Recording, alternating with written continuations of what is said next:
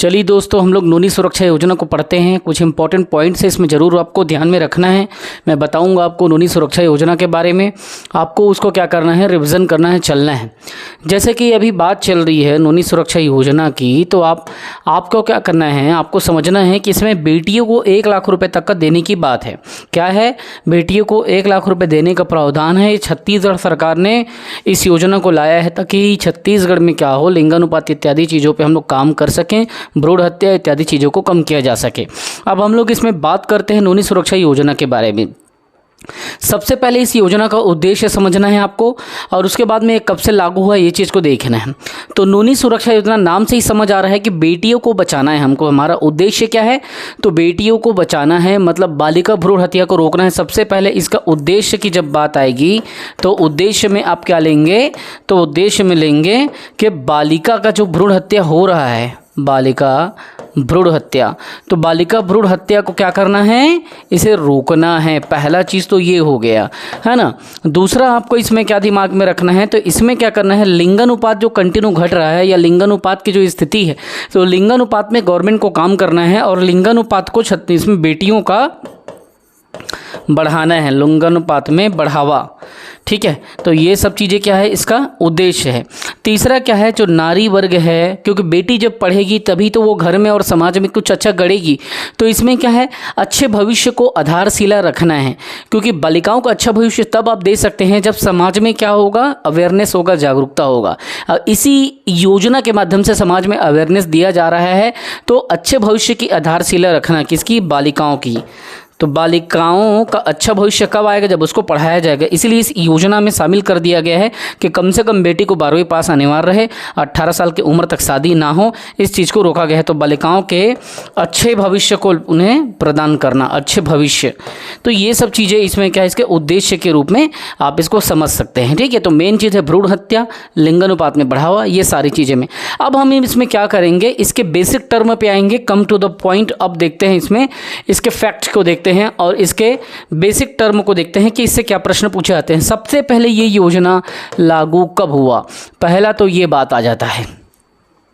इस योजना को लागू किया गया 1/4/2014 को, मतलब 1 अप्रैल 2014 को इसे क्या किया गया, लागू किया गया। ठीक है, हम दूसरे यूट्यूबर्स या दूसरे क्लासेस की तरह एकदम डिटेल में हम लोग हर छोटे छोटे चीज़ों को घुसा के मैं आपको वो नहीं करूँगा, दिमाग को मैशअप नहीं करूँगा।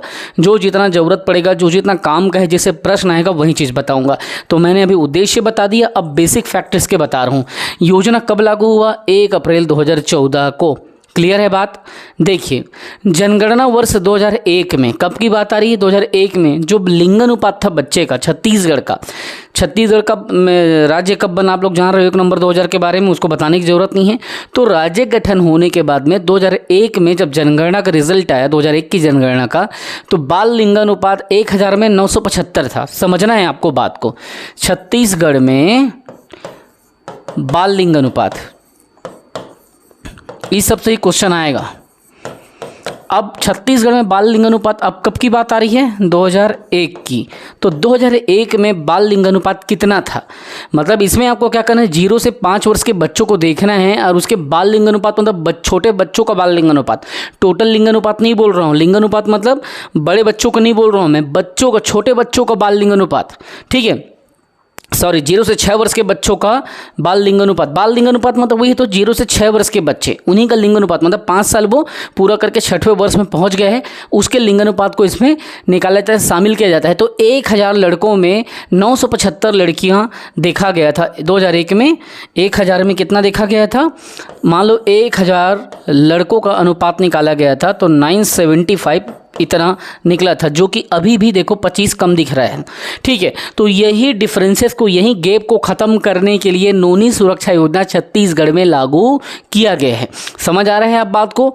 अब 2001 की तो ये आंकड़ा हो गया, फिर 2011 में जनगणना हुआ। 2011 में जब जनगणना होता है तो ये लिंगानुपात और गिर के घट जाता है। ठीक है, तब लिंगानुपात फिर देखना, ये 2000 कब का है, 1 का है। अब आएगा आंकड़ा कहाँ का, तो 2011 का आंकड़ा आएगा, और 2011 के आंकड़े में ये डाटा फिर चेंज हो जाएगा। 1000 लड़कों में ये डाटा हो जाता है 969, लिंगानुपात देखो यहाँ पे गिर गया, 975 से गिर के यहाँ हो गया। मतलब 2011 में ये स्थिति जब रिजल्ट, ये 2011 में जनगणना हुआ, तो ये स्थिति जब 2012 में आया तो ये बहुत भ्रामक रिजल्ट था, जिस कारण से सरकार ने इसका उपाय देखते हुए नूनी सुरक्षा योजना को लाया। समाज में 3-4 बातों को इसमें शामिल कर दिया। पहला बात तो कहा, क्या कहा, समझना इस बात को। पहला बात इन्होंने कहा कि भैया आपको इसको क्या करना है, समाज में हमको लिंगानुपात को बढ़ाना है और बालिकाओं के प्रति समाज में सकारात्मक सोच को बढ़ाना है। तो उसके लिए क्या करना पड़ेगा, तो नूनी सुरक्षा योजना जैसे योजना को लागू करना पड़ेगा, लेकिन कुछ स्कीम के साथ में उसको हम क्या करेंगे, लाभ देंगे। जैसे इस योजना के तहत बालिकाओं को क्या मिलेगा, शैक्षणिक तथा स्वास्थ्य की स्थिति में सुधार होगा। कैसे होगा, देखो हमको इस योजना में 3 प्रमुख बातों को ध्यान रखना है, ठीक है। जैसे हम सभी जानते हैं बालिका भ्रूण हत्या रोकना इसका मेन उद्देश्य है। तो इसमें क्या करना था, तो ये बोले अब यहाँ पे इस बात को समझो कि ये स्थिति जैसे गिर रही है, आगे फिर ये कम मत हो जाए, 950 मत हो जाए, 940 मत हो जाए, ऐसे मत गिर जाए। इसीलिए इस योजना को भैया लागू किया। कब किया, 1 अप्रैल 2014 को। इसमें कुछ तथ्य को शामिल किया। अब आप समझें कि वो तथ्य क्या है। पॉइंट नंबर 2, तथ्य क्या है, उस तथ्य को अब आपको क्या करना पड़ेगा, समझना पड़ेगा।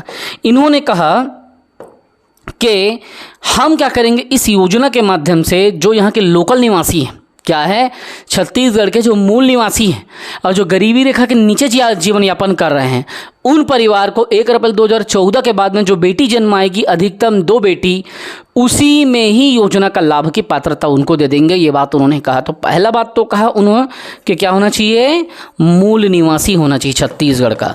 इस योजना का अगर लाभ लेना है तो पहला मूल निवासी होना चाहिए। ये बात आया, ठीक है, इतना क्लियर हो गया।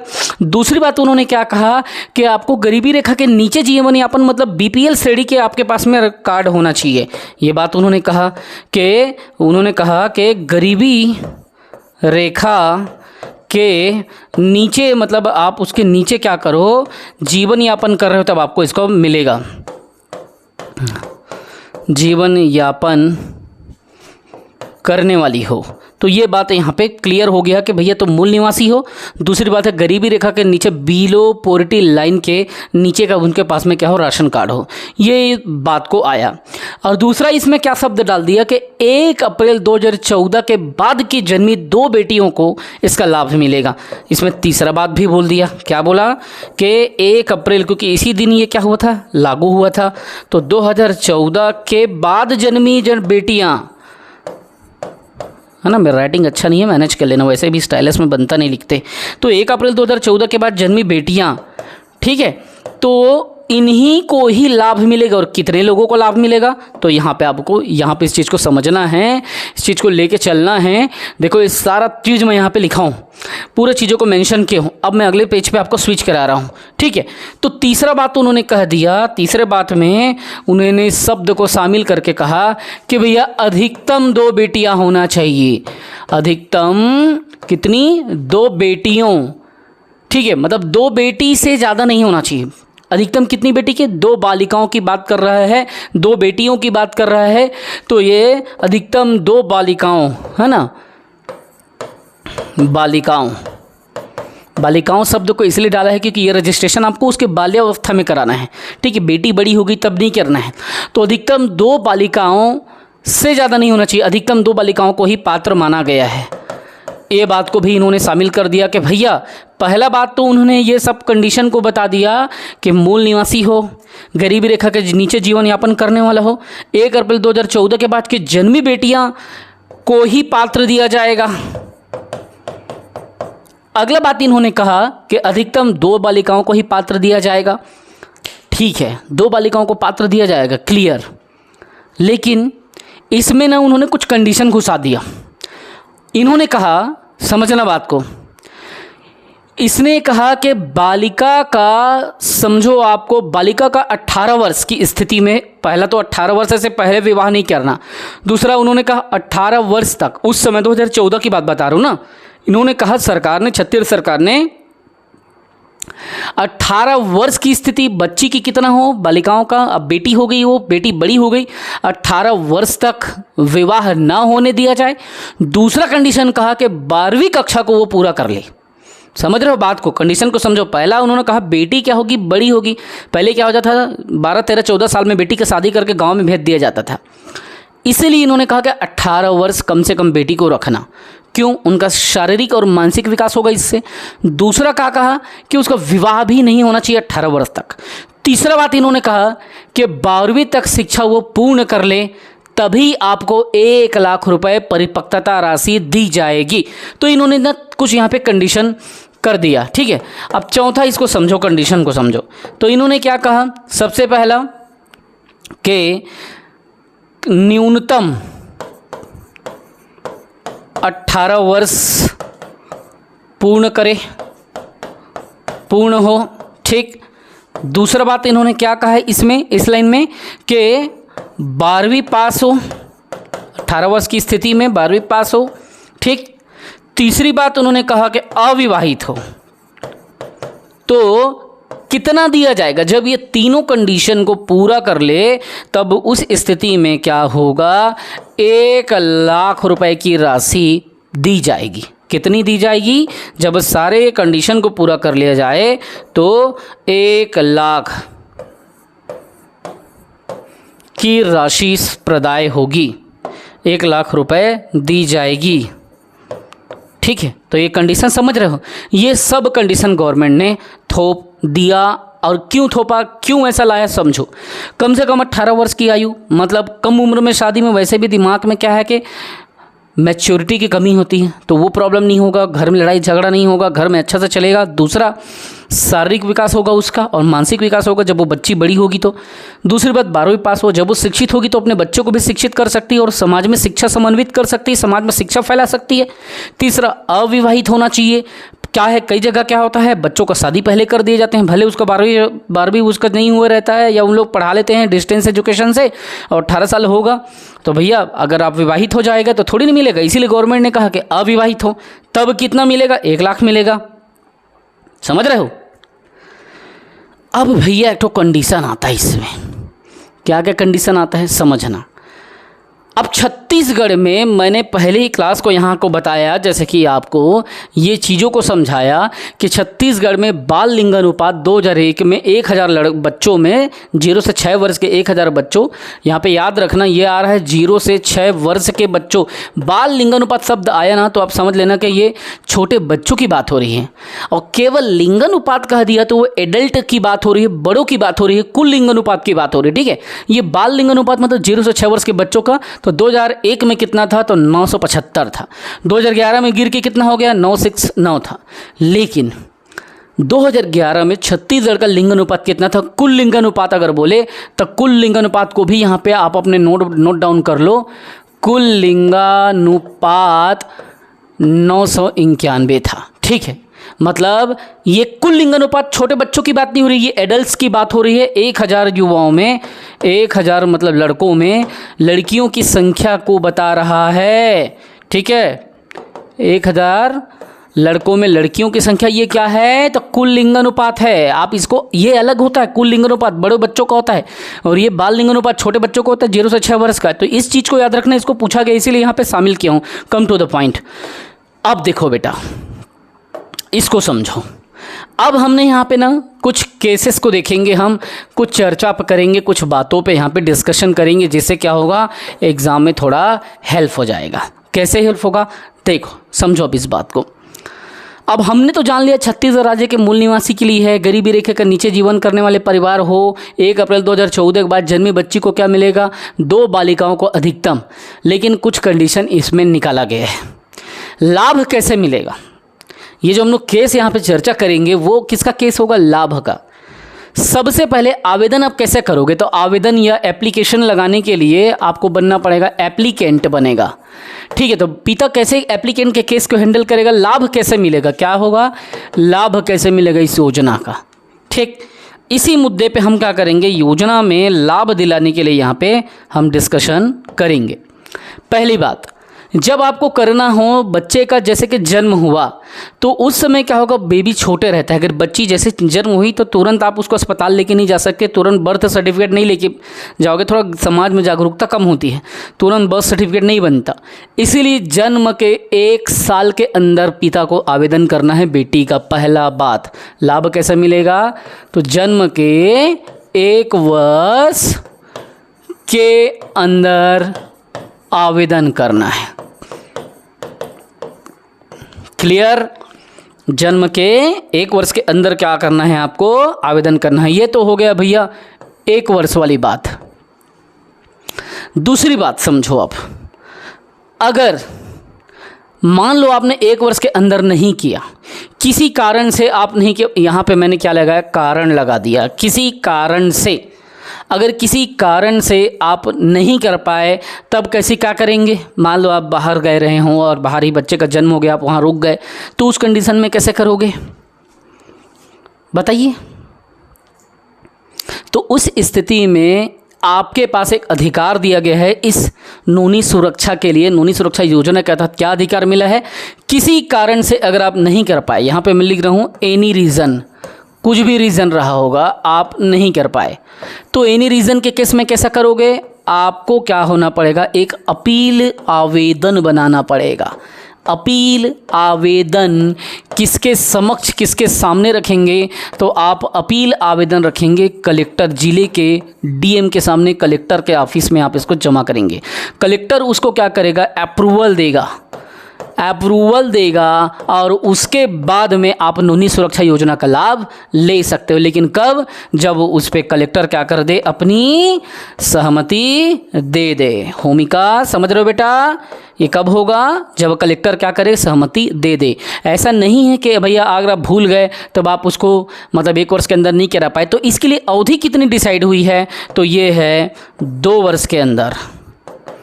2 वर्ष के अंदर आपको क्या करना पड़ेगा, तो 2 वर्ष के अंदर आपको अपील करना पड़ेगा।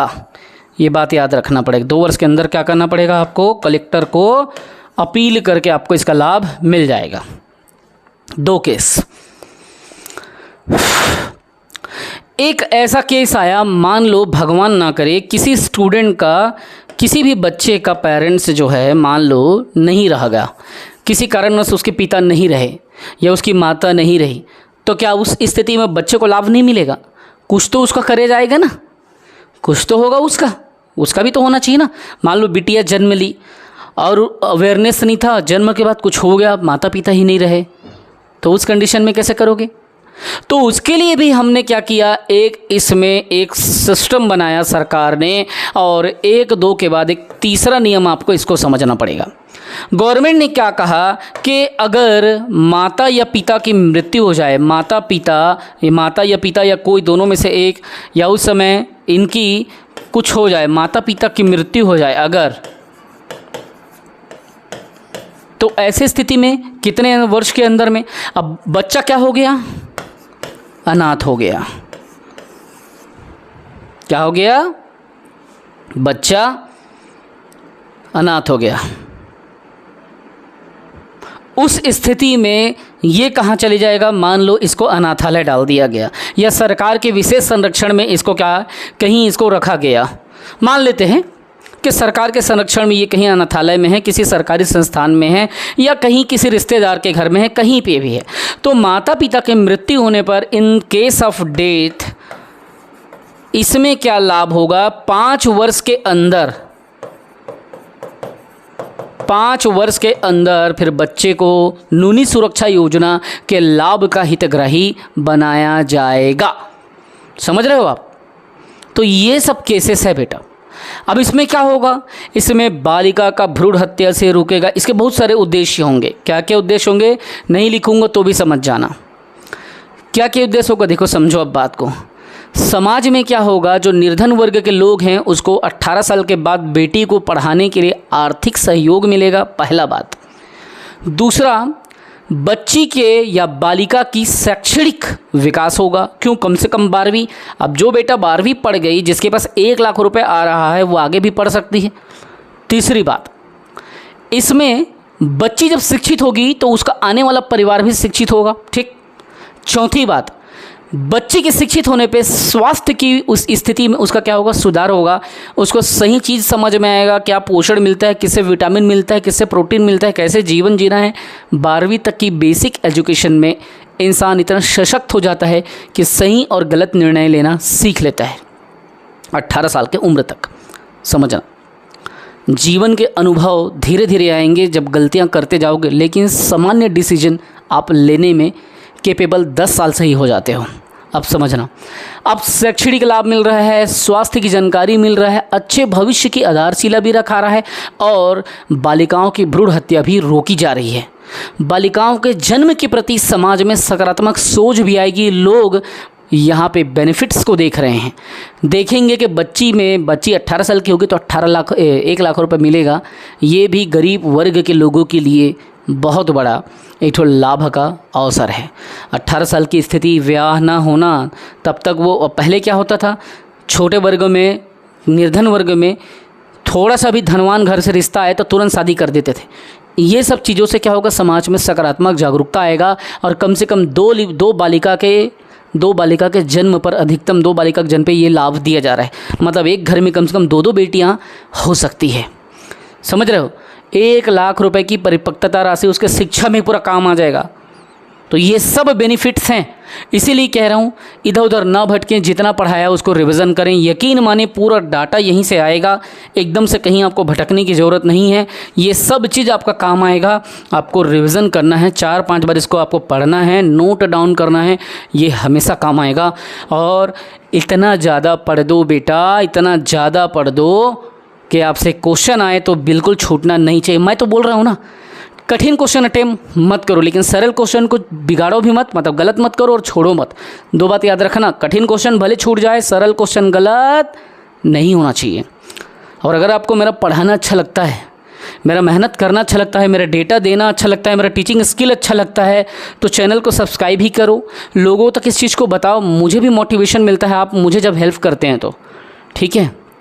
और आपके जान पहचान को किसी को पैड कोर्स लेना है तो नीचे डिस्क्रिप्शन में जाके वो हमसे क्या करे, full length CGPSC plus CG Vyapam का कोर्स ले सकता है।